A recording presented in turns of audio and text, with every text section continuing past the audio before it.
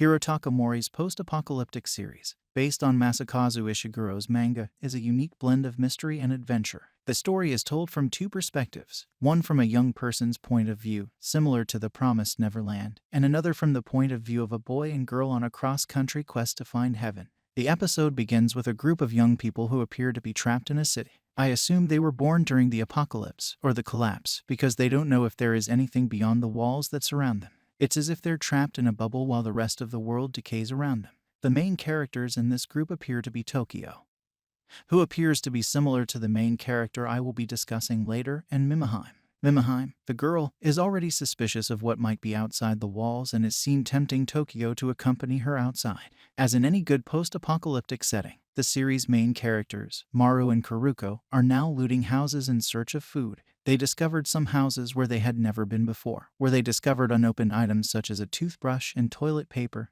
but there isn't much food left. People who haven't died as a result of the apocalypse have died of starvation, such as a couple found in the first house. Maru and Kuruko are looking for heaven, but they don't know what it is. On their way, they are ambushed by a couple of disgusting old men who, based on their conversation, appear to be looking not only to rob them but also to take advantage of them because they assumed they were both females. Maru immediately replied that he was a boy, and Kuruko agreed, saying she was a boy as well, but the men didn't buy it. Then there's a cool action scene that shows off both their strategy skills and Maru's fighting abilities. Kuruko also has a beamer gun, which worked even though she wasn't sure it would. The men were terrified by the gun, and Maru and Kuruko made them show them their place. Although there was no food in it, they did find batteries to charge Kuruko's gun, which had run out of batteries. Tokyo can't sleep in the closed city because he's thinking about what Mimihime told him about outside. He wanders outside, like any curious person who can't sleep, perhaps trying to figure out how to leave the place to see if there is anything beyond that place. He is apprehended outside by the place's director, who, upon hearing his question about what lies beyond that place, asks him if he thought of it himself, to which Tokyo replies that his friend did.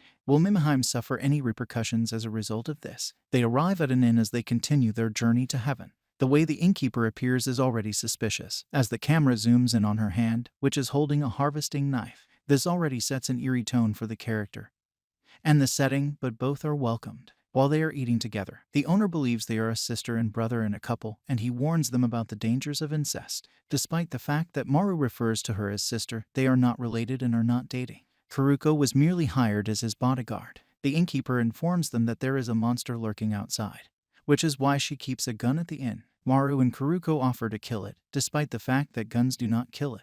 What's strange is that when the two are about to sleep at night, they appear to have been drugged by the owner and fall asleep immediately. The lady sits with her gun in the room next to theirs, and the monster, a creature with bird-like wings and multiple eyes, appears in the window. When Kuruko wakes up in the middle of the night in episode 2, she realizes that the man-eater she and Maru have been looking for is sitting outside the window. Without further ado, the two leave the house with their special gun to hunt the beast. That's when they meet the manager of the hotel where they're staying. She also carries a gun and warns the two that it is dangerous outside. However, Maru and Kuruko keep looking for the man-eater and eventually find it.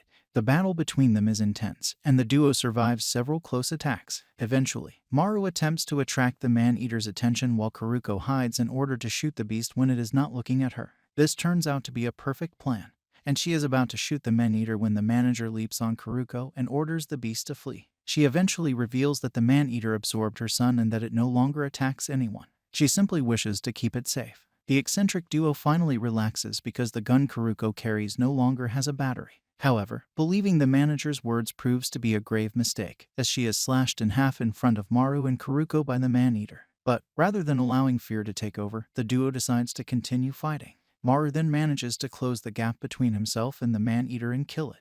The next day, he finally admits that he wants to find heaven because he believes there is a lookalike of him somewhere out there. Maru then shows Kuruko a drug that he is carrying and has been instructed to inject into his doppelganger. Despite the fact that he does not appear to understand everything, he claims that it will benefit everyone. That day, the two of them end up at a farm, where they are greeted with open arms by the residents. Later that night, over dinner, an eccentric man claims that Kuruko is a go-kart racer who went missing after her brother's death. Despite the obvious facial similarities, Kuruko claims that it is not true. Alright my weebs, that's it for today's anime recap. Don't forget to smash that subscribe button and ring the bell so you won't miss out on our next video. Drop a comment and let us what you think about. Stay tuned, stay epic. This is Sugoi Recaps. Peace.